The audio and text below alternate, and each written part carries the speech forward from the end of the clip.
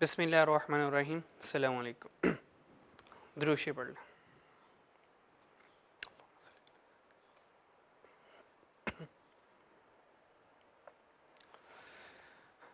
अच्छा जी, लास्ट हम लोगों ने लेबर कॉस्टिंग चैप्टर नंबर 5 में मिडवे सर्विसेज वाला क्वेश्चन किया था, जिसमें हमने पास पेपर को सॉल्व किया था और हमने उसमें ये सीखा था कि एक अगर गारंटीड वेज आ जाए तो उसमें वही ऑर्स लेने हैं जो गारंटीड ऑर्स हमें दिए जाएंगे और वही रेट लेना है जो गारंटीड ऑर्स का रेट होगा।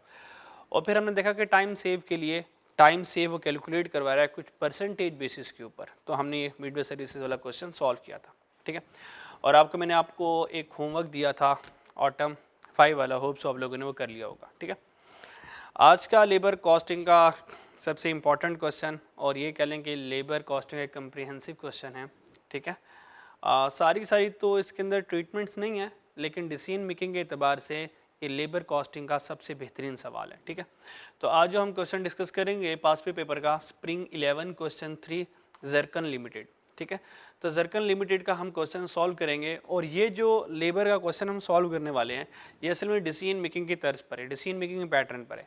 तो दैट्स वाई ये decision making with labour costing का क्वेश्चन है। तो हम इस लेबर में लेबर की कैलकुलेशन तो कर ही रहे होंगे, labour cost, total labour cost calculate कर भी रहे होंगे, लेकिन साथ साथ एक डिसीजन मेकिंग भी करेंगे यहाँ पे। ठीक है, अच्छा जी, तो क्वेश्चन स्टार्ट करते हैं। जरकन लिमिटेड क्वेश्चन रीड करते हैं, देखते हैं क्वेश्चन में क्या।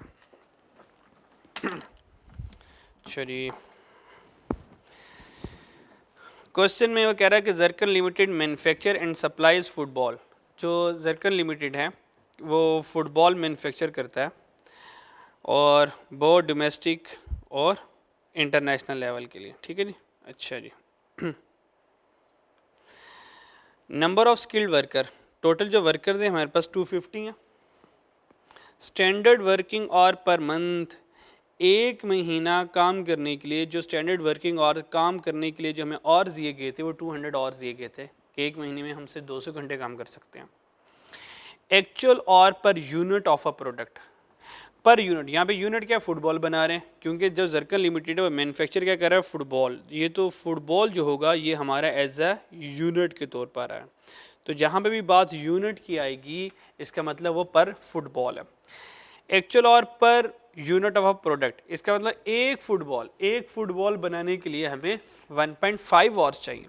तो ये हमारे पास एक्चुअल और क्या आ गया पर यूनिट, यानी कि पर फुटबॉल आ गया हमारे पास।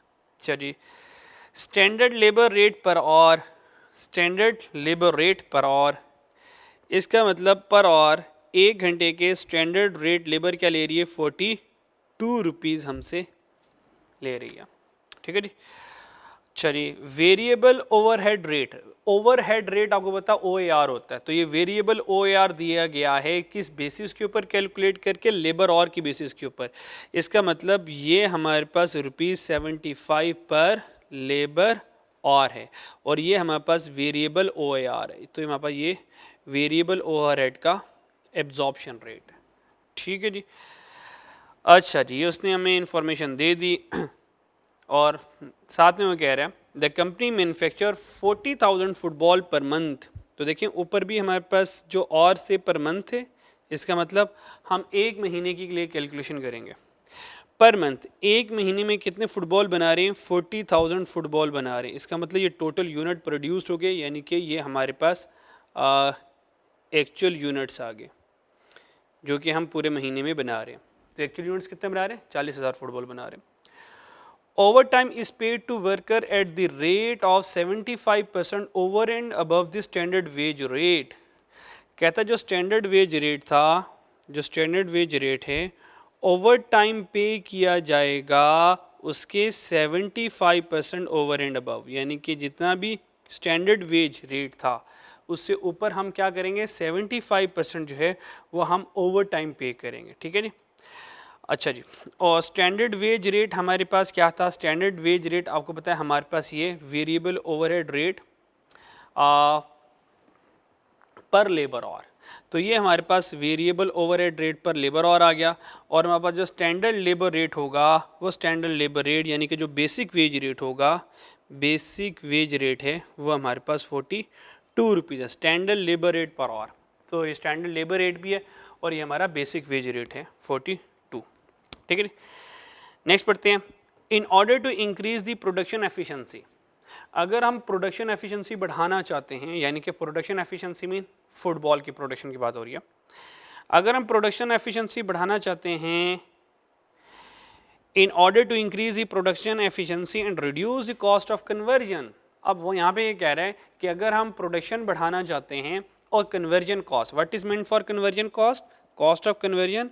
आपको पता है कॉस्ट ऑफ कन्वर्जन में दो तरह की कॉस्ट आती है, एक direct labour cost plus FOH।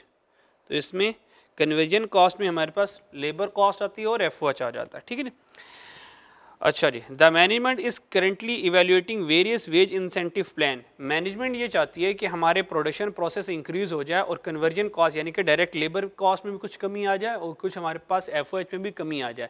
तो इसके लिए हमने कहा कि ये तभी मुमकिन होगा, लेबर तभी एफिशिएंटली काम करेगी जब उनको कोई लालच दिया जाएगा, उनको कोई इनाम दिया जाएगा। तो मैनेजमेंट ने कहा कि हमारे पास वेरियस वेज इंसेंटिव प्लान है, तो हम लेबर को क्या करेंगे, वेज इंसेंटिव प्लान ऑफर करेंगे। उससे होगा क्या, वो एफिशिएंटली वर्क करेंगे, उससे हमारी लेबर और FOH कम हो जाएगा, यानी कि कन्वर्जन कॉस्ट हमारी कम हो जाएगी। द प्रोडक्शन मैनेजर है suggested the following option to the manager. Management production manager ने कहा मैनेजमेंट को कि मेरे पास कुछ ये कह लें एडवाइजेज हैं, मेरे पास कुछ ऑप्शंस हैं, तो उन ऑप्शंस को मैं अपने सामने रख देता हूँ।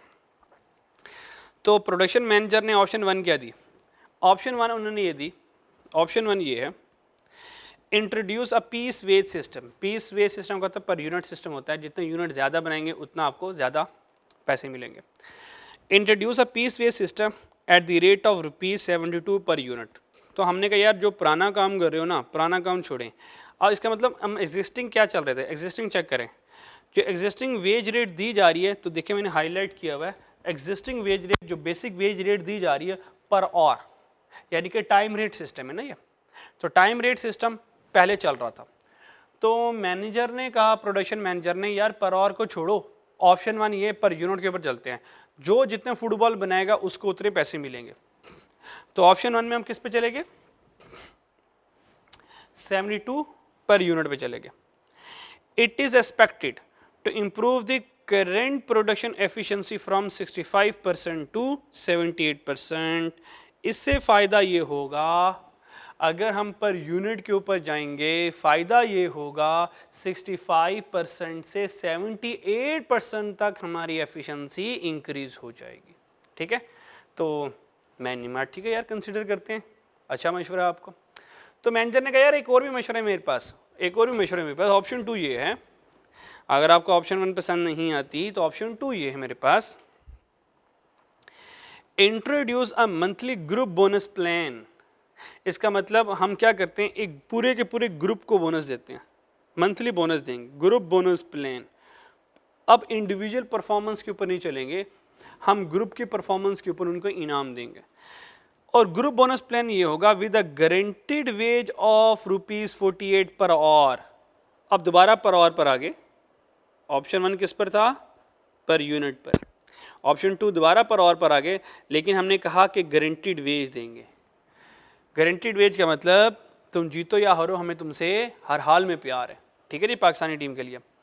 तो वो ये कह रहा है कि लेबर तुम ये टेंशन ना लेना कि तुम जल्दी काम कर लोगे तो कम और इसकी वजह से तुम्हारे कम पैसे मिलेंगे, इसकी टेंशन नहीं लेना, तुम्हें गारंटीड वेज 48 पर आवर मिलने ही मिलने हैं। और ये जो पर आवर मिलने हैं ये किस बेस के ऊपर मिलने हैं, base on standard 1.4 hour per unit of a product. तो 1.4 hour per unit of a product के हिसाब से तुम्हें हर घंटे 48 रुपीज़ मिलेंगे। ठीक है।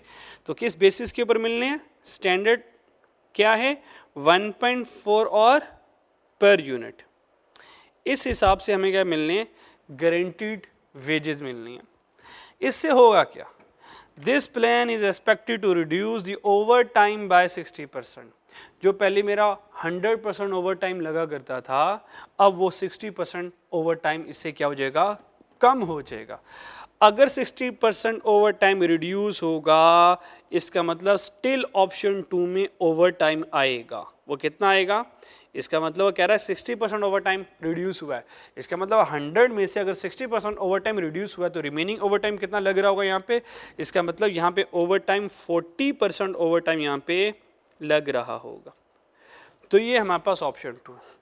ऑप्शन 1 ये थी बेसिक वेज रेट के स्टैंडर्ड और क्या है, हर घंटे के 42 रुपीज़ हम दे रहे थे और variable overhead on the basis of labour और 75 आ रहा था। तो उन्होंने कहा कि यार हम ना प्रोडक्शन और एफिशिएंसी कन्वर्जन कॉस्ट को ना कम करना चाहते हैं, रिड्यूस द कन्वर्जन कॉस्ट। क्या करें? ऑप्शन 1 में ये मशवरा दिया गया कि ऐसा करते हैं हम ऑर्स को छोड़ते हैं, नंबर ऑफ यूनिट पर आ जाते हैं। जैसे हम 72 रुपीज़ देंगे एक फुटबॉल बनाने पर तो हमारी एफिशिएंसी 65 से 78% पर चले जाएगी। एफिशिएंसी ज़्यादा हो रही है, ऑब्वियस बात है कॉस्ट कम आएगी। उसका दूसरा मशवरा ये है हम दोबारा पर आवर पे चल जाते हैं, लेकिन अब की बार इंडिविजुअल नहीं, हम ग्रुप बोनस प्लान देंगे और गारंटीड वेज 48 रुपये हर घंटे के मिलेंगे। और पर ये जो 48 रुपये हम देंगे ये हम क्या करेंगे, स्टैंडर्ड 1.4 आवर पर यूनिट। एक यूनिट जो कि 1.4 आवर पर बनता है उतने नंबर ऑफ आवर्स जितने भी यहाँ पे आवर्स आएंगे उसको 48 से मल्टीप्लाई करेंगे तो ये हमारे पास गारंटीड वेज आ जाएगी। फ़ायदा क्या होगा? फ़ायदा ये होगा कि जो ओवर टाइम लग रहा था अच्छा काम करने की वजह से ओवर टाइम अब नहीं लगा करेगा, हम नॉर्मल वर्किंग आवर पर ही अपना काम कर लिया करेंगे। लेकिन हाँ, ये जो ओवर टाइम कम होगा 60% कम होगा, यानी कि 40% अभी भी ऑप्शन 2 में ओवर टाइम मेरा लग रहा होगा। ठीक है जी, चलिए तो ये हमारे पास था सारा के सारा सिनेरियो। रिक्वायरमेंट पढ़ते हैं। मेन चीज़ फाइंड क्या करना, फाइंड हमने ये करना है, वो कह रहा है require evaluate the above options. Options S लगा हुआ है, इसका मतलब 2 ऑप्शंस है। इन ऑप्शंस को इवेल्युएट करो in contrast with the existing scheme. Existing scheme क्या है? This one is the existing scheme, ये एग्जिस्टिंग स्कीम है पर आवर के बजाय। ठीक है, कहता है एग्जिस्टिंग स्कीम से कंपेयर करो। अच्छा, and advise the management about the most economical option. और मैनेजमेंट को ये एडवाइस करो कि बताएं एग्जिस्टिंग वाला ये ऑप्शन सही है या ऑप्शन 1 पे चले जाएं या ऑप्शन 2 पे चले जाएं। Existing one is most economical, option 1 is और option 2 is the most economical. इन तीनों में से मोस्ट इकोनॉमिकल कौन है?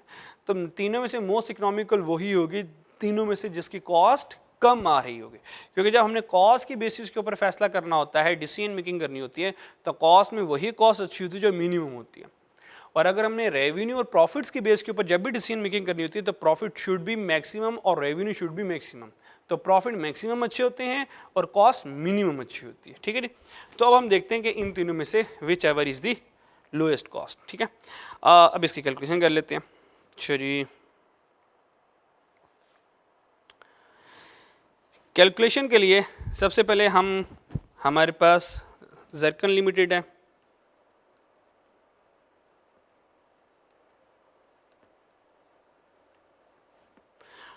और ऑटम 11 क्वेश्चन 3 है हमारा। ठीक है जी, और नहीं स्प्रिंग 11,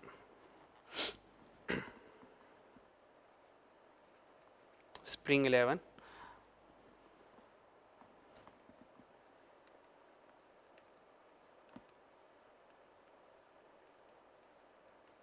स्प्रिंग 11 क्वेश्चन 3 करने लगे।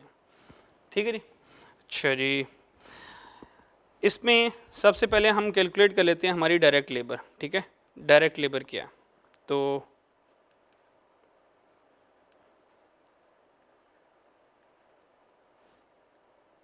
डायरेक्ट लेबर कैलकुलेट कर लेते हैं। अच्छा जी, डायरेक्ट लेबर में जब भी हमने, क्योंकि लेबर कॉस्टिंग पढ़े हैं, तो डायरेक्ट लेबर में जो डायरेक्ट लेबर की कॉस्ट आएगी वो सारी की सारी कौन कौन सी हो सकती हैं? बेसिक वेज तो आनी हर हाल में, ओवर टाइम है तो वो आ जाएगा, और अगर इसके अलावा कोई टाइम सेव्ड है तो वो आ जाएगा। तो क्वेश्चन में टाइम सेव नहीं है तो टाइम सेव नहीं आएगा, सिर्फ 2 ही हमारे पास कॉस्ट आएंगे डायरेक्ट लेबर में। एक बेसिक वेजेस आ जाएंगी,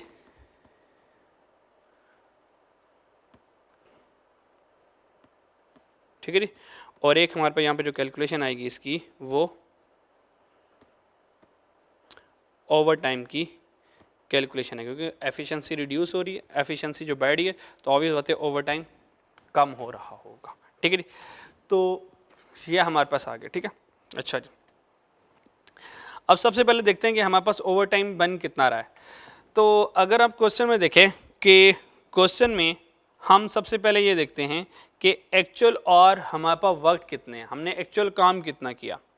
तो एक्चुअल काम हमने इतना किया कि एक्चुअल और वर्क निकालने के लिए, क्योंकि ऑप्शन जो एग्जिस्टिंग वाली है उसमें हम फुटबॉल मैन्युफैक्चर कर रहे हैं ना, एक्चुअल और किसके ऊपर आ रहा है, एक्चुअल और पर यूनिट के ऊपर आ रहा है, यानी कि एक्चुअल और जो हम कैलकुलेट करेंगे वो नंबर ऑफ यूनिट बेस के ऊपर करेंगे।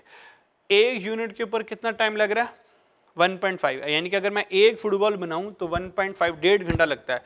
तो अगर मुझे 40 फुटबॉल बनाने तो 40 फुटबॉल कितने घंटे में बनेंगे, तो 40,000 मल्टीप्लाई बाय 1.5 करूंगा, यहाँ से मेरे पास एक्चुअल आवर्स आ जाएगा। ठीक है जी, तो एक्चुअल आवर्स कैसे आएंगे मेरे पास, चलिए एक्चुअल आवर्स के लिए ये हमारे पास आ जाएंगे यहाँ पे एक्चुअल और वर्क। तो एक्चुअल और वर्क ऐसे आएंगे, यूनिट्स को मल्टीप्लाई करवा दूंगा एक्चुअल और पर यूनिट। ठीक है जी, अच्छा जी, तो हमारे पास यूनिट्स कितने फुटबॉल बनाए, 40,000 फुटबॉल बनाए हैं हमने, और एक फुटबॉल कितनी देर में बना, एक फुटबॉल 1.5 आवर्स में बना। तो मल्टीप्लाई कर देंगे इसको 1.5 से, तो हमारे पास जो एक्चुअल आवर्स आ जाएंगे वो 60,000 आवर आ जाएंगे, 60,000 आवर्स आ जाएंगे।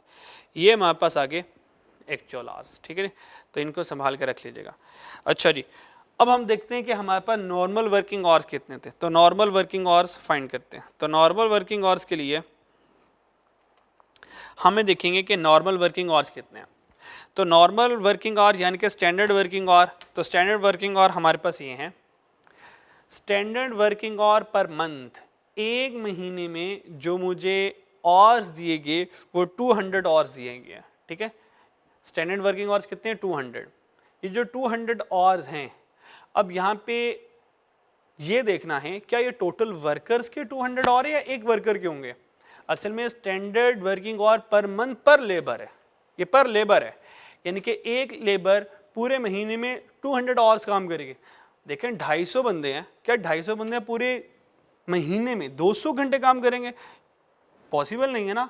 क्या ख्याल है, इसका मतलब 250 बंदे हैं और 250 बंदे मिलकर पूरे महीने में से 200 आवर्स काम करें, तो 200 आवर्स टोटल लेबर आवर्स नहीं है, ये जो 200 है ये standard working hour per month पर लेबर है। अगर एक लेबर एक महीने में 200 घंटे काम करती है तो 250 लेबर पूरे महीने में कितने आवर्स काम करेगी, तो 250 मल्टीप्लाई बाय 200 कर दूंगा मैं। क्या ख्याल है, ठीक है नी। तो यहाँ से मेरे पास निकल आएंगे स्टैंडर्ड या नॉर्मल वर्किंग आवर्स। तो नॉर्मल वर्किंग आवर्स को हमने कैसे कैलकुलेट किया, total number of workers multiply by जो भी हमारे पास स्टैंडर्ड वर्किंग आवर्स थे, स्टैंडर्ड वर्किंग आवर्स, तो मल्टीप्लाई कर दूंगा इसको स्टैंडर्ड वर्किंग आवर्स से। ठीक है जी, तो यहाँ हमारे पास आ जाएगा नॉर्मल वाला। ठीक है जी, टोटल नंबर ऑफ वर्कर्स कितने हैं, 250 वर्कर्स हैं, स्टैंडर्ड वर्किंग आवर्स कितने हैं, 200, इन दोनों को मल्टीप्लाई करके नॉर्मल वर्किंग आवर आ जाएगा। ठीक है, तो हम क्या करेंगे, वर्कर्स कितने हैं 250 मल्टीप्लाई बाय 200, इन दोनों को मल्टीप्लाई करेंगे तो आंसर हमारे पास आ जाएगा 50,000 आवर्स। तो ये 50,000 आवर्स मेरे पास आ गए। अब यहाँ से मेरे पास ओवर टाइम की कैलकुलेशन आ जाएगी। तो what should be over time, इसका मतलब हमारे पास नॉर्मल काम करने के लिए कितना टाइम था, 50 घंटे थे, तो मैंने हकीकत में एक्चुअल और वर्क मैंने कितने आवर्स काम किया, 60 आवर्स काम किए। इसका मतलब 10 घंटे मैंने ज़्यादा काम किया, तो 10,000 इज अवर ओवर टाइम। तो यहाँ से मेरे पास आ गया ओवर टाइम। तो ओवर टाइम कितना आ गया मेरे पास, 10,000। तो यहाँ से मेरे पास ये ओवर टाइम आ जाएगा। ठीक है, यहाँ तक कोई परेशानी नहीं होगी। ठीक है, अच्छा जी, नेक्स्ट इसका देखते हैं। अब हमें क्या कैलकुलेट करनी है, अब हमें बेसिक वेजेस कैलकुलेट करनी है। ठीक है, तो ये मेन कैलकुलेशन है, इसको देख लीजिएगा। ठीक है, चलिए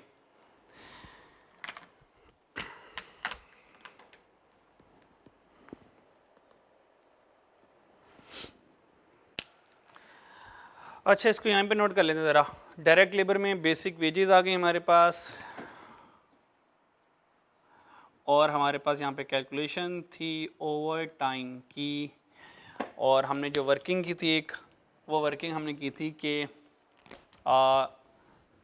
एक्चुअल और वर्क, एक्चुअल और वर्क। तो एक्चुअल और वर्क निकालने के लिए 40,000 फुटबॉल बनाए थे, और एक फुटबॉल जो बन रहा था वो 1.5 आवर्स पर यूनिट पे बन रहा था। तो हमारे पास यहाँ से 60,000 आवर्स आ गए थे। और हमारे पास स्टैंडर्ड वर्किंग और स्टैंडर्ड, और इसको नॉर्मल भी कहते हैं, नॉर्मल वर्किंग आवर्स कैसे आए? नॉर्मल वर्किंग आवर्स ये थे, total number of workers 250 workers थे, और पर वर्कर पर मंथ 200 थे, तो मल्टीप्लाई करके 50,000 आ गया। और यहाँ से हमारे पास आ गया ओवर टाइम। तो जो हमने ओवर टाइम कैलकुलेट किया वो 50,000 घंटे वाला काम 60,000, यानी कि 50,000 घंटे हमारे पास नॉर्मल थे, पर हमने 60,000 काम किया, काम ज़्यादा किया, तो 10,000 और इज़ अवर ओवर टाइम। ठीक है। अच्छा जी, तो यहाँ तक हम लिख चुके हैं। ठीक है। अब नेक्स्ट टू द क्वेश्चन चलते हैं। अब हम चलते हैं ओवर टाइम के ऊपर। तो बेसिक वेज लिखने के बाद ओवर टाइम चेक करें कितना पे किया जा रहा है। ओवर टाइम, अगर ओवर टाइम को देखें तो where is the overtime? Overtime is pay to the worker at the rate of ₹75% over and above, यानी कि जो ओवर टाइम पे किया जा रहा है वो 75% ऑफ स्टैंडर्ड वेज रेट, यानी कि बेसिक वेज रेट का 75% अबव हम ओवर टाइम दे रहे हैं। तो सबसे पहले यहाँ से कर लेंगे बेसिक वेज की कैलकुलेशन। इसका मतलब टोटल और वर्क। आपको पता बेसिक वेज जब हम कैलकुलेट करेंगे तो बेसिक वेज में दो तरीके से आप कैलकुलेशन कर सकते हैं, या तो टोटल और वर्क के साथ कर सकते हो, टोटल और work multiply by basic wage rate, ये फॉर्मूला इस्तेमाल कर सकते हो। ठीक है। और अगर यहाँ पे टोटल और ले लिए तो याद रखना यहाँ पे over time multiply by over time rate सिर्फ लेना है। ठीक है। यानी कि यहाँ से सिर्फ आपने सिर्फ प्रीमियम रेट लेना है, एक्स्ट्रा रेट लेना है, अक्यूमुलेटेड रेट, टोटल रेट यहाँ पे नहीं लेना। और अगर यहाँ पे बेसिक और यूज़ करोगे, यानी कि स्टैंडर्ड और यूज़ करोगे, जब स्टैंडर्ड और यूज़ होगा तो ये जो ओवर टाइम रेट होगा ये बेसिक प्लस प्रीमियम होगा। ठीक है। बेसिक प्लस एक्स्ट्रा टाइम होगा, एक्स्ट्रा रेट होगा। क्योंकि यहाँ पे मैं टोटल और वर्क ले रहा हूँ, क्योंकि मैंने आपको कैलकुलेशन टोटल और से करवाई हुई है, तो हम उसी कैलकुलेशन को फॉलो कर लेते हैं। टोटल और वर्क, देखिए हमने हकीकत में कितना काम किया। एक्चुअल और वर्क जो होगा याद रखिएगा यही हमारा टोटल और वर्क भी होगा। हकीकत में कितना काम किया? 60,000 घंटे काम किए। भाई 60,000 घंटे काम किया तो 60,000 के तो पैसे लूंगा ना, क्या ख्याल है? तो यहाँ पर क्या आ जाएगा 60,000। तो यहाँ पर हमारे पास 60,000 आ जाएंगे। ब्लू मार्कर नहीं है? चलो,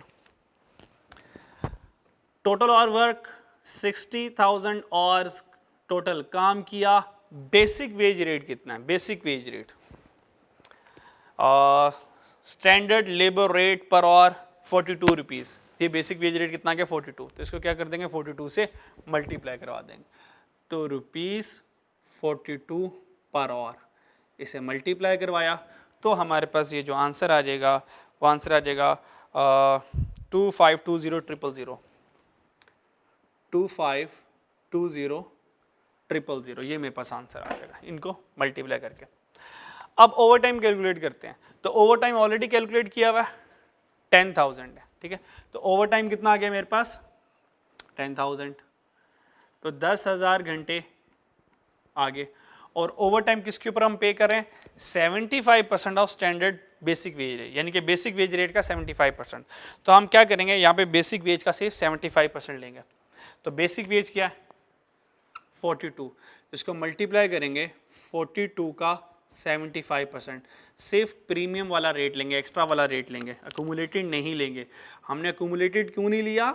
हमने यहाँ पे basic plus over time rate क्यों नहीं लिया, क्योंकि यहाँ पे मैंने टोटल और के साथ मैं मूव कर रहा हूँ, ठीक है। अगर आई कैप का सोल्यूशन लेंगे तो आई कैप के सोल्यूशन है, आई कैप ने क्या किया हुआ है, वो टोटल और के साथ नहीं आया, वो नॉर्मल और के साथ आया, यानी कि उसने ये कैलकुलेशन 60 से नहीं की होगी बल्कि 50 से की होगी। अगर आप यहाँ पे 50,000 रखेंगे, यहाँ पे जो रेट होगा वो 42 प्लस 42% ऑफ 75 के साथ आएगा, ठीक है।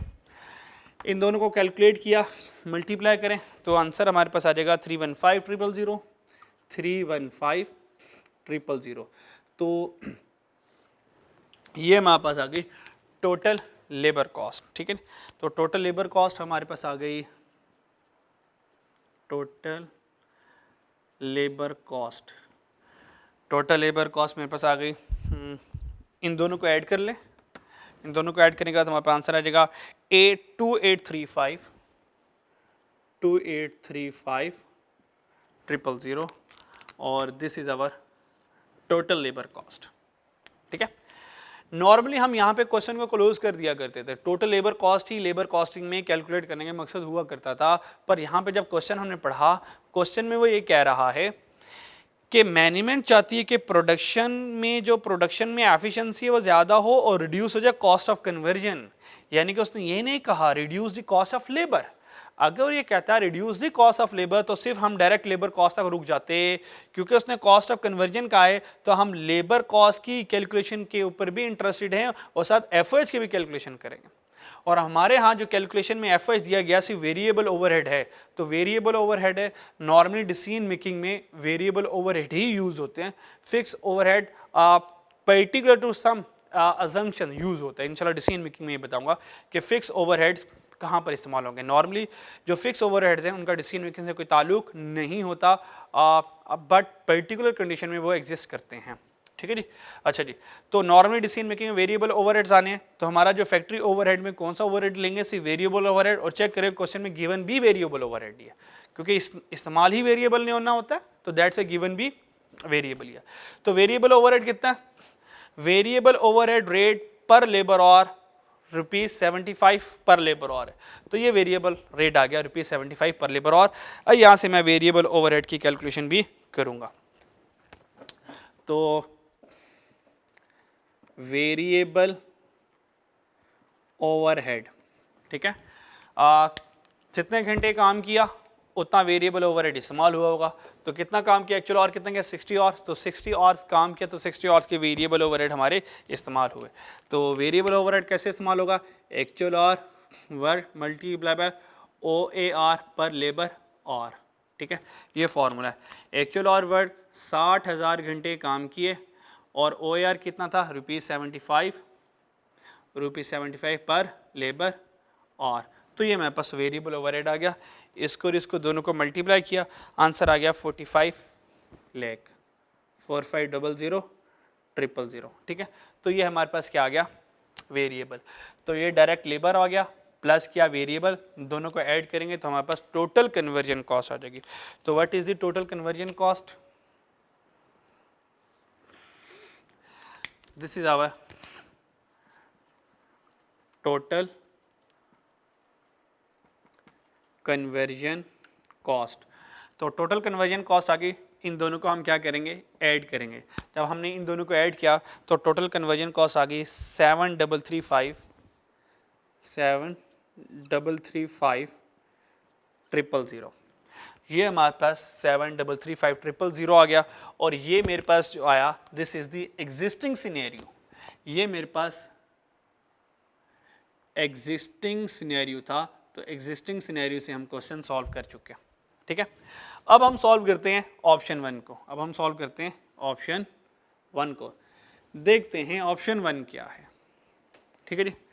अच्छा जी, ये एग्जिस्टिंग सिनेरियो आ गया। नंबर 1, असल में 3 कैलकुलेशन होनी है, नंबर 1 नंबर 2, नंबर 2 में ऑप्शन 1 करेंगे। ऑप्शन 1 में देखते हैं क्या कहते हैं।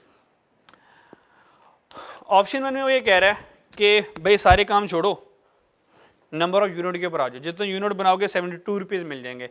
और इससे फ़ायदा क्या होगा, हमारी एफिशिएंसी 65% से 78। तो ऑप्शन 1 में जो मेन चीज़ें कैलकुलेशन वाली वो एफिशिएंसी को कैलकुलेट करना है, ठीक है। तो ये एफिशिएंसी को कैसे कैलकुलेट करना है, बस ये इंपॉर्टेंट है, ये तो आराम सुकून से हो जाना है।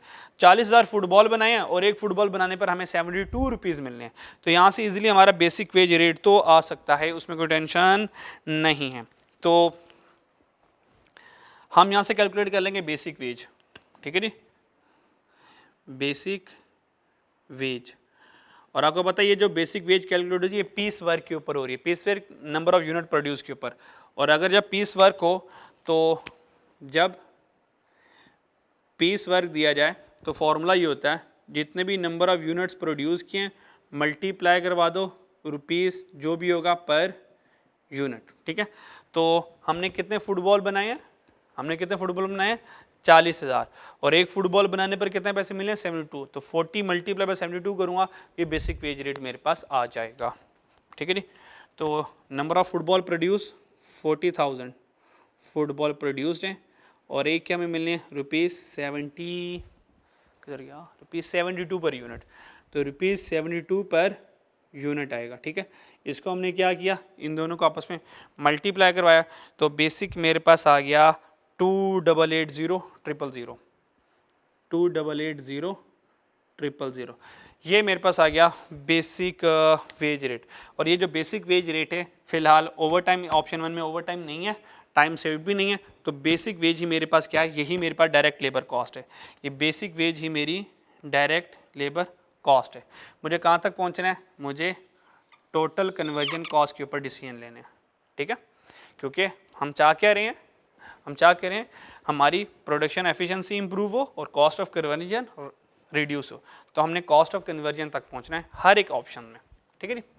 तो ऑप्शन 1 में बेसिक वेज कैलकुलेट कर चुका, अब देखते हैं कन्वर्जन कॉस्ट तक पहुंचने के लिए नेक्स्ट कॉस्ट कौन सी चाहिए, वेरिएबल ओवरहेड। तो हम यहाँ पे क्या करेंगे, ऐड कर देंगे वेरिएबल, ऐड कर देंगे इसमें वेरिएबल ओवरहेड।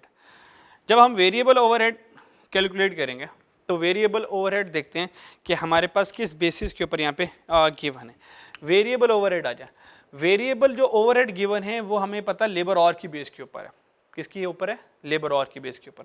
तो हमने यहाँ पे देखना है कि हमारे पास टोटल लेबर ऑर्स है क्या, और वो जो जितने भी टोटल लेबर ऑर्स होंगे, नॉर्मली देखें, नॉर्मली हमारे पास लेबर ऑर्स कितने थे जो हमने एक्चुअल, जब मैंने 40,000 फुटबॉल बनाए, तो जब 40,000 मैंने फुटबॉल बनाए तो 40,000, दिस इज दी 40,000 फुटबॉल, जब मैंने 40,000 फुटबॉल बनाए तो एक्चुअली चेक करें मैंने 60,000 घंटे लगाए हैं, कितने लगाए हैं, 60,000 घंटे लगाए हैं। ऑप्शन 1 में क्या होगा, ऑप्शन 1 में वो ये कह रहा है कि अगर आप पर यूनिट की बेस पे जाओगे तो आपकी जो लेबर है ना, प्रोडक्शन एफिशिएंसी वो 65% से 78% पर चल जाएगी, यानी कि लेबर की एफिशिएंसी इंक्रीज होगी। लेबर की एफिशिएंसी तब इंक्रीज होती है या तो नंबर ऑफ यूनिट ज़्यादा प्रोड्यूस करे, या तो जितने भी नंबर ऑफ यूनिट प्रोड्यूस कर रहा है वो कम टाइम पर प्रोड्यूस कर ले, ये लेबर की एफिशिएंसी है, ठीक है। तो क्योंकि फुटबॉल तो हमने 40,000 ही बनाने ना, तो फुटबॉल की प्रोडक्शन तो इंक्रीज कर नहीं सकते। इसका मतलब पहले क्या था, एग्जिस्टिंग प्लान क्या था, एग्जिस्टिंग प्लान में क्या चल रहा था, ये 40,000 फुटबॉल 60,000 घंटे में बन रहे थे। अब क्या होगा ऑप्शन 1 में, जब मैं पर यूनिट के ऊपर जाऊंगा, अब 40,000 ही फुटबॉल बना रहा हूँ, लेकिन वो 60,000 घंटों में नहीं बन रहे होंगे, वो कम घंटों में बनेंगे। दैट्स वाई ऑप्शन 1 में ये कह रहा है कि प्रोडक्शन एफिशिएंसी जो है वो बढ़ रही है। प्रोडक्शन एफिशिएंसी बढ़ने का मतलब पहले 60,000 घंटे में काम हो रहा था, अब ये कम घंटे में काम होगा। पर वो घंटे कितने, वो ऑर्स कितने, बस वो ऑर्स की कैलकुलेशन थोड़ी सी ट्रिक है, ठीक है।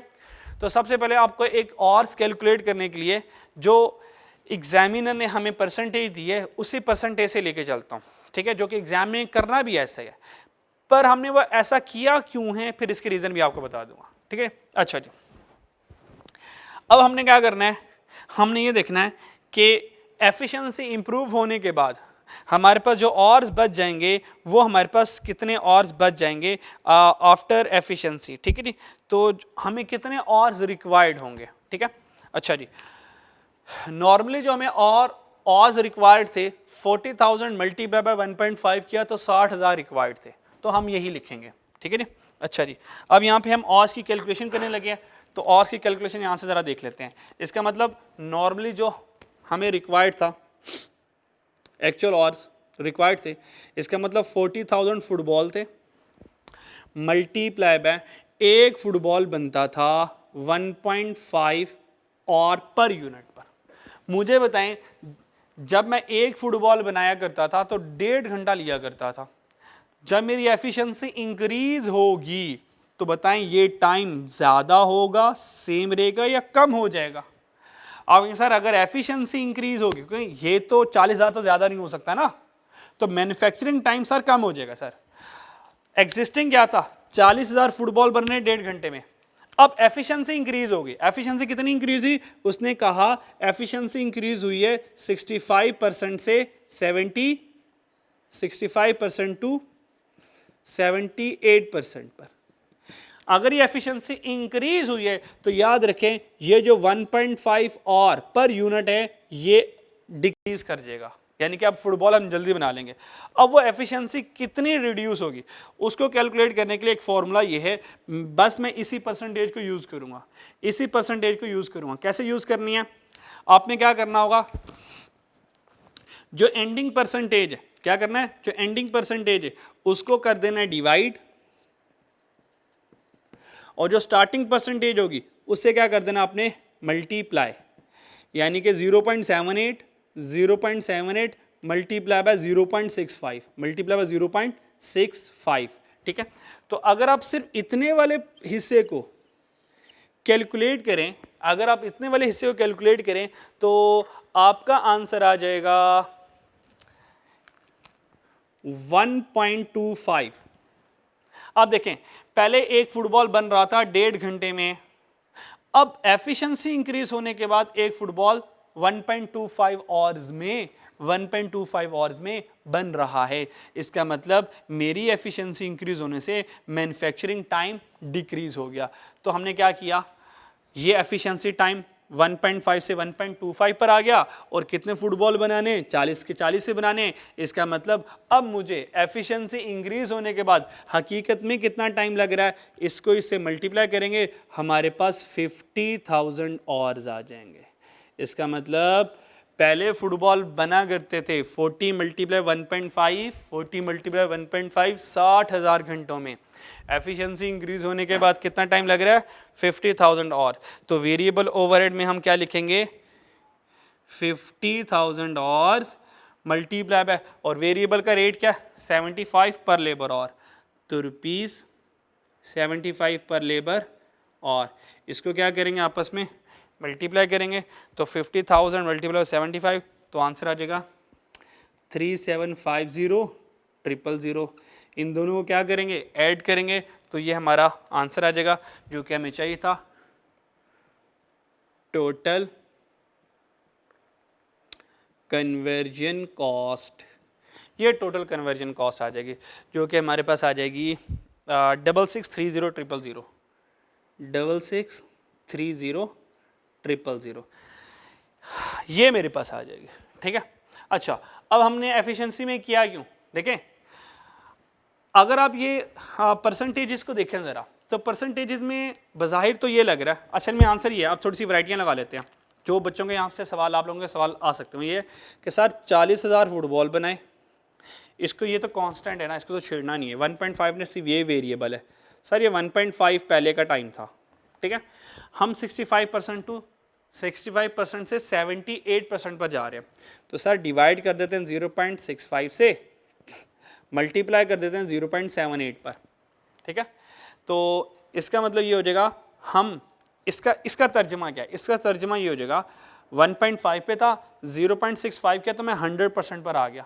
ठीक है नी, तो मैं 100% पर आ गया, यानी कि 1% पर आ गया। मल्टीप्लाई बाय 78 किया तो मैं 78% पर चले गया, तो यहाँ से तो मैं डायरेक्ट 100% से 78% पर चले जाऊँगा। तो हालांकि ऐसा नहीं हो रहा, हम 65% से 78% पर सिर्फ इतनी एफिशिएंसी जो इनका डिफरेंस आ रहा है, इतनी एफिशिएंसी से क्या हो रहा है, हम सिर्फ इंक्रीज़ कर रहे हैं। सर अगर इतनी एफिशिएंसी से ही इंक्रीज़ करें तो हम क्यों ना ऐसा करें, 1.5 को मल्टीप्लाई कर दें इन दोनों के डिफरेंस के साथ। ठीक है, तो अगर हम 1.5 को इन दोनों के डिफरेंस के साथ मल्टीप्लाई भी कर दें तब भी आंसर ये वाला आने वाला नहीं है, यानी कि 65 और 78 इन दोनों का डिफरेंस लें तो हमारे पास आंसर आएगा 13%। तो अगर मैं 1.15 एक मिनट ज़रा 1.15 लिया और 13% एफिशिएंसी हुई, तो इसका अंदर रिमेनिंग रह गया मैं 0.87 0.87 ये तो तकरीबन 1.0005 आ रहा है, तो इससे भी आंसर नहीं आने वाला। ठीक है, तो असल में इसकी बैक पर हमने ऐसे क्यों किया, 78 को डिवाइड क्यों किया, 65 को मल्टीप्लाई किया क्यों किया, इसकी रीज़न पर ना लेबर की एफिशिएंसीज रेशियोज़ हैं, तो लेबर की एफिशिएंसीज रेशियोज़ की बेस के ऊपर हमने ये फार्मूला डिराइव कर लिया। तो आप लोगों ने एग्जाम में करना गया, जब भी ये एफिशिएंसी इंक्रीज की परसेंटेज आ जाए तो 78 को बस आपने एंडिंग 78 को डिवाइड कर देना है और स्टार्टिंग वाले को मल्टीप्लाई कर देना है। अगर ये लिखा होता 50 60 तो 60 को डिवाइड करता 50 को मल्टीप्लाई करता, लिखा होता 40 55 तो 55 को डिवाइड करता 40 को मल्टीप्लाई कर देता। ठीक है, और ये हमने ऐसा किया क्यों है, इसके पीछे रेशियोज है। अगर कहते हैं मैं रेशियो का थोड़ा सा आपको बता देता हूँ, ठीक है, वरना बस ये एग्जाम में ये करना, एग्जाम में रेशियोज के बारे में सोचना नहीं है। पर हमने इनको ऐसा क्यों किया, इसी डिज़ाइन में हमने क्यों डिवाइड किया, इसके बैक पे रेशियोज है। तो रेशियोज के लिए हम ये करते हैं कैलकुलेशन। फॉर एग्जांपल अगर हमें लेबर की एफिशिएंसी फाइंड करनी होती है, अगर हम फाइंड करना चाहते हैं लेबर एफिशिएंसी, तो लेबर एफिशिएंसी का फॉर्मूला होता है स्टैंडर्ड और डिवाइडेड बाय एक्चुअल और। अगर स्टैंडर्ड और को एक्चुअल और से डिवाइड करेंगे तो लेबर की एफिशिएंसी हमारे पास आ जाया करती है। और क्वेश्चन में जो एग्जिस्टिंग हमारे पास एफिशिएंसी थी 65 थी, क्योंकि पहले हम 65% पर थे, तो लेबर की एफिशिएंसी एग्जिस्टिंग वाली कितनी थी 0.65। ठीक है, और स्टैंडर्ड और कितना था पहले 1.5, तो स्टैंडर्ड हमारे पास कितना था 1.5, सॉरी एक्चुअल हमारे पास कितना था 1.5। तो एक्चुअल क्या था, हम एक फुटबॉल 1.5 घंटे में बना रहे थे, तो एक्चुअल और आ गया 1.5। तो यहाँ से हम क्या करेंगे, स्टैंडर्ड और बैलेंसिंग निकाल लेंगे कि स्टैंडर्ड और कितना है, इन दोनों को आपस में क्या करेंगे मल्टीप्लाई करेंगे। तो जब मल्टीप्लाई करेंगे तो स्टैंडर्ड और मेरे पास आ जाएगा, इन दोनों को मल्टीप्लाई करने से 0.975 आवर्स, ये मेरे पास स्टैंडर्ड और आ गया, यानी कि एक फुटबॉल बनाने के लिए इतना टाइम दिया गया था। ठीक है, अच्छा अब हम करते हैं एग्जिस्टिंग प्लान में क्या हुआ। एग्जिस्टिंग में हमें दोबारा लेबर एफिशिएंसी रिवाइज्ड, तो रिवाइज लेबर एफिशिएंसी क्या है न्यू वाली 78%। ठीक है, 78%, तो रिवाइज वाली लेबर एफिशिएंसी कितने 78%, यानी कि 0.78।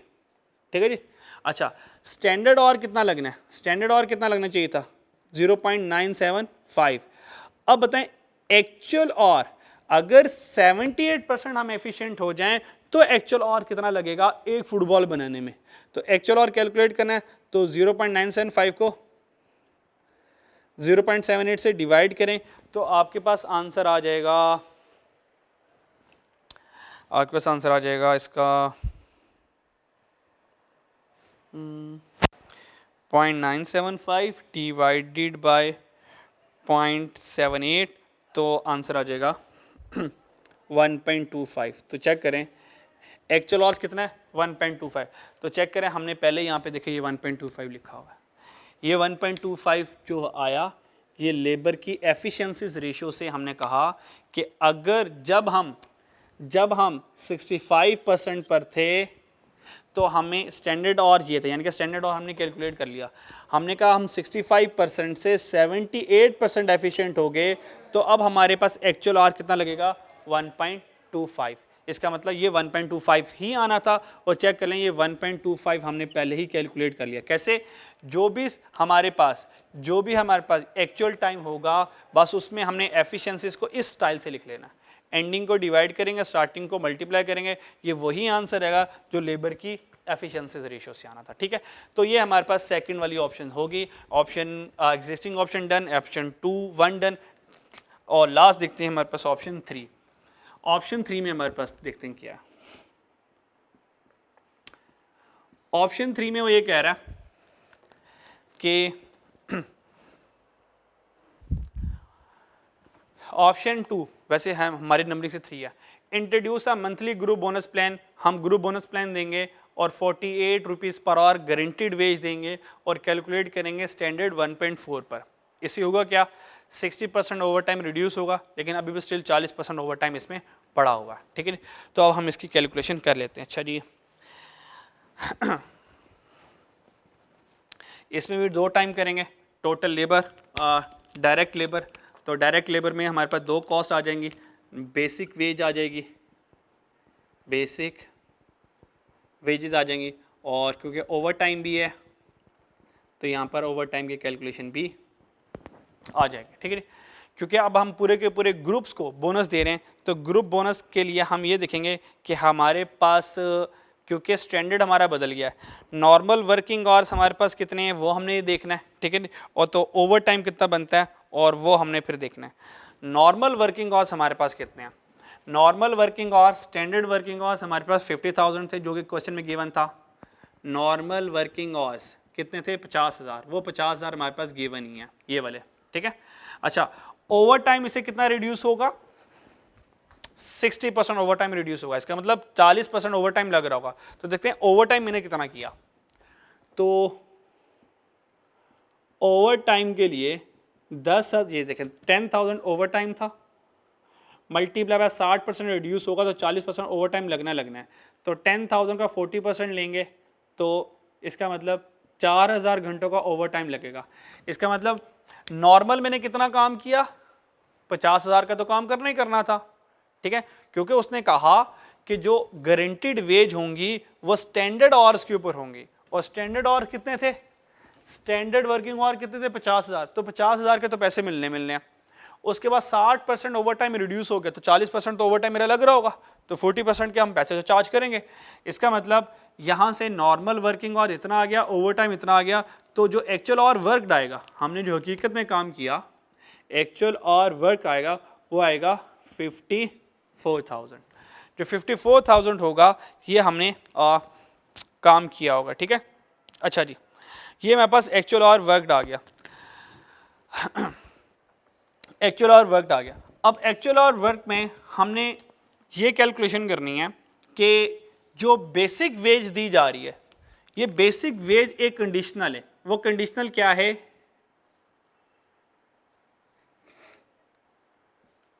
गारंटीड वेज है, which is calculated on standard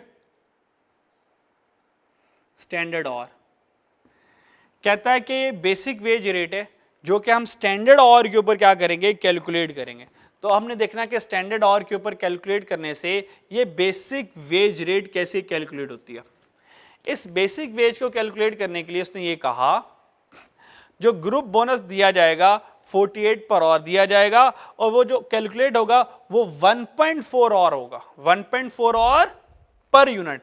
यानी कि जो ग्रुप बोनस प्लान में जो बेसिक वेज दी जाएगी पूरे ग्रुप को, 1 घंटे के 48 रुपए, और नंबर ऑफ आवर्स कैसे कैलकुलेट करने हैं, नंबर ऑफ आवर्स कैलकुलेट करने के लिए number of unit produced multiply by 1.4।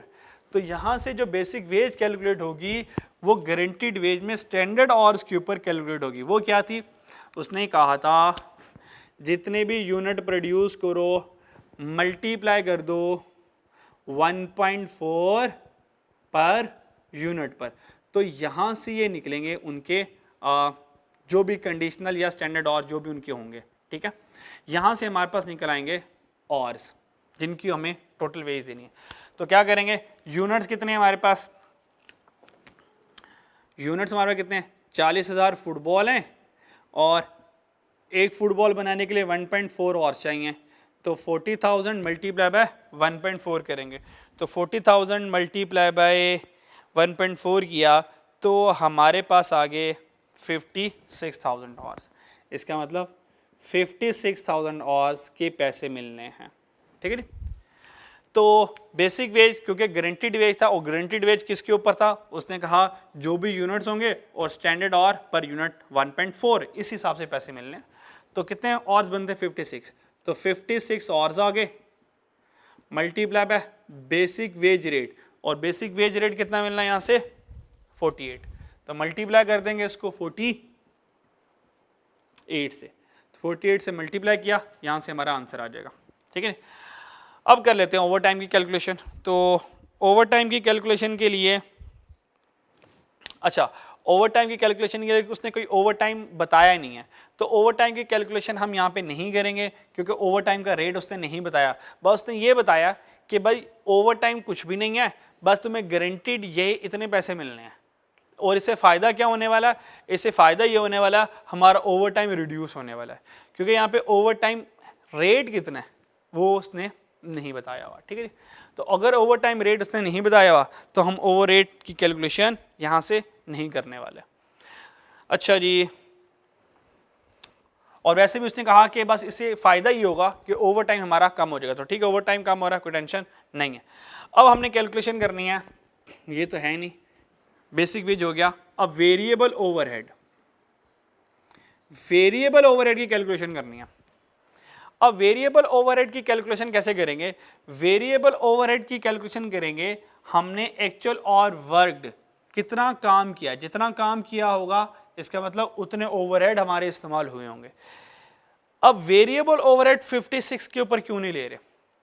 Question ये है कि सर ये जो हमने 56 आवर्स निकाले, बेसिक वेज रेट तो इन 56 आवर्स के ऊपर ले रहे हो आप, ये जो वेरिएबल ओवरहेड है इसके ऊपर और 56,000 ही क्यों नहीं ले रहे? तो स्टूडेंट उसकी रीज़न ये है, ये जो 56,000 आया ये गारंटीड वेज रेट की वजह से है, नॉर्मल नहीं है। हालांकि आपको पता है बेसिक वेज रेट हमेशा कैलकुलेट होता है एक्चुअल और वर्क के ऊपर या बेसिक के ऊपर। ये वाला बेसिक वेज में 56,000 उसने कहा कि गारंटीड वेज देंगे, और गारंटीड वेज में जो आवर्स लेना आप लोगों ने वो unit multiply by 1.4 per hour per unit लेना आपने, ये उसने कंडीशनल आवर्स हमें खुद बताए हुए थे। यहां पर वेरिएबल में ये यू क्यों नहीं लेंगे? क्योंकि जो वेरिएबल में OAR गिवन है ना, OAR, वो OAR पर लेबर और है, वो OAR पर लेबर और है, और ये जो ऑर्स आए, ये जो 56 ऑर्स आए हैं ये 46,000 यूनिट्स पर हैं, और ये 1.4 और पर यूनिट है, यानी कि ये 56,000 यूनिट्स के ऊपर आए हैं। तो दैट्स वाई यहां पे 56,000 नहीं लेंगे, वेरिएबल ओवरहेड के लिए लेंगे कि हमने एक्चुअल लेबर और कितने थे। तो एक्चुअल लेबर और इतने हैं, नॉर्मल वर्किंग और कितने हैं? 50,000, क्योंकि ओवर टाइम में सिर्फ यहाँ पे आवर्स के ऊपर कैलकुलेशन आनी थी। ओवर टाइम में जितना भी ओवर टाइम लगता है, अब 60% जब रिड्यूस हो गया तो 40% तो ओवर टाइम लगना है। तो ओवर टाइम के 4,000 घंटे, तो एक्चुअल कितना काम किया? 54,000। तो 54,000 के वेरिएबल ओवरहेड इस्तेमाल हुए होंगे। तो यहां पे हम क्या करेंगे? 54,000 मल्टीप्लाई बाय वेरिएबल ओवरहेड का रेट क्या? वेरिएबल ओवरहेड का रेट ये है 75 OAR 75 लेबर आवर। तो यहां पर क्या आ जाएगा? 54,000 मल्टीप्लाई बाय 75। तो यहां से मेरे पास आंसर आ जाएगा, ठीक है जी। होप सो ये बॉक्स जल्दी से नोट कर लें, क्योंकि इस बॉक्स को मिटा के मैंने यहाँ पे वैल्यूज लिखनी है, ठीक है।